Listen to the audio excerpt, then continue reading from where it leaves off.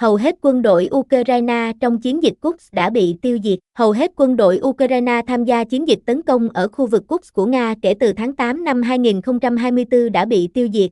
Phó Tổng cục trưởng Tổng cục Quân sự Chính trị của lực lượng vũ trang Nga, chỉ huy lực lượng đặc nhiệm Ahmad Abdi-Alaudino, nói với TASS, cần lưu ý rằng hầu hết các lực lượng tham gia chiến dịch tháng 8 đã bị tiêu diệt. Quân đội Ukraine đã chịu tổn thất rất nặng nề và các đơn vị đặc nhiệm đã rút lui phần lớn khỏi đây, Alaudino nói. Alaudino cũng cho biết hiện tại, hầu hết các đội hình của Ukraine ở khu vực Kursk và các đơn vị được thành lập từ các lực lượng được huy động. Trong khi đó, Tổng thống Ukraine Volodymyr Zelensky cho biết cuộc tấn công của Ukraine ở Kursk đã ngăn cản các lực lượng Nga tiến hành các hoạt động quy mô lớn ở phía đông bắc và phía nam Ukraine. Kiev đã phát động một cuộc tấn công xuyên biên giới vào Kursk vào tháng 8 năm 2024.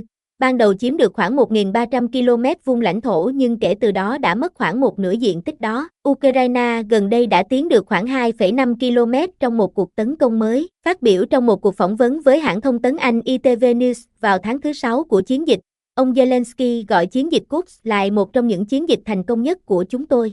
Ông cho biết mục tiêu của cuộc tấn công là tạo ra một vùng đệm để bảo vệ các thành phố lớn ở đông bắc Ukraine, Kharkiv và Sumy, khỏi một cuộc tấn công mới của Nga. Ukraine tuyên bố đã ngăn chặn một cuộc tấn công của các đơn vị tinh nhuệ của Nga ở khu vực Kharkiv. Quân đội Ukraine cho biết vào cuối tuần rằng họ đã ngăn chặn một cuộc tấn công của một đoàn xe tăng và xe bọc thép của Nga trên tuyến đầu ở khu vực Kharkiv. Một chiếc xe bọc thép của Nga bị phá hủy trong cuộc giao tranh ở khu vực Kharkiv. Ảnh chụp từ video, nguồn Kivipod. Theo Kivipod, đây là thông tin do Lữ đoàn tấn công độc lập số 3 của quân đội Ukraine, lực lượng chịu trách nhiệm phòng thủ ở khu vực Kharkiv, công bố vào cuối tuần trước. Theo bộ phận truyền thông của lữ đoàn, cuộc tấn công của Nga được chỉ huy bởi một đơn vị tinh nhuệ của sư đoàn xe tăng Kantemiva số 4. Đây là lực lượng thuộc tập đoàn quân xe tăng số 1 và là đơn vị tinh nhuệ của quân đội Nga. Ukraine tuyên bố rằng đơn vị Nga đã tấn công vào khu vực gần làng Pershotyn nhưng đã bị trả đũa dữ dội. Quân Nga tiến lên với một đoàn xe tăng,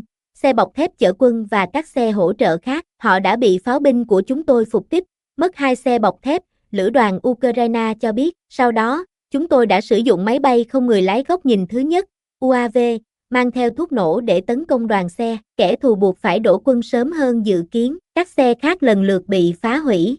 Lữ đoàn Ukraine tuyên bố đã phá hủy 10 xe tăng và xe bọc thép của Nga trong các cuộc đụng độ. Phía Nga được cho là đã mất 10 binh sĩ và 30 người khác bị thương. Một xe bọc thép cứu hộ, ARV, cũng nằm trong số các xe bị Ukraine phá hủy. Lữ đoàn Ukraine cũng công bố một đoạn video về cuộc giao tranh diễn ra gần làng Viznen, không xa Pershotyn. Tuy nhiên, tính đến ngày 10 tháng 2, nhóm phân tích Deep State có liên kết với Bộ Quốc phòng Ukraine đã đăng một bản đồ cho thấy Nga kiểm soát làng Viznen và một phần làng Pershotyn. Nga được cho là đã kiểm soát một phần làng Pershotyn ở vùng Kharkiv, màu đỏ.